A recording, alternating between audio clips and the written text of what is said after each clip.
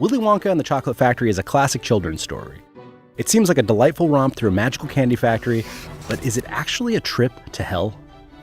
Now, before we ruin your childhood, it's helpful to know about Dante's Inferno, one of the most famous poems ever written.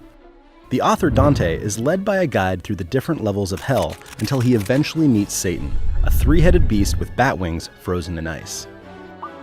In the Inferno, Charon, the boatman of hell, ferries Dante across the river Acheron and into the underworld. This is only slightly less disturbing than Willy Wonka's psychedelic boat ride into the factory. Are the fires of hell a-glowing? Is the grisly reaper mowing?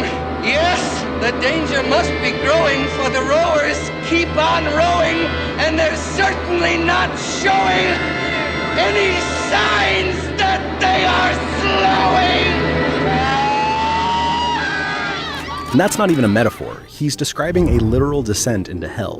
In Dante's Inferno, each level of hell is designed to punish a particular sin in a way that's related to the sin itself. Meanwhile, at Wonka's factory, children are also punished according to their sins. Augustus Gloop is so gluttonous for chocolate that he almost drowns in a river of it.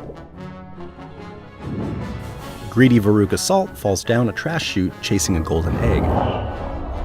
Mike TV is so obsessed with TV that he actually shrinks himself to fit in one.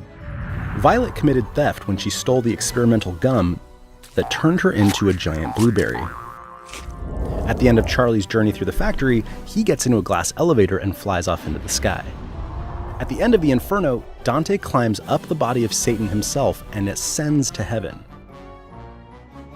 Is Charlie and the Chocolate Factory really a trip to a candy-filled playland, or a warning to children that if they don't clean up their act, they're going straight to hell? What do you think?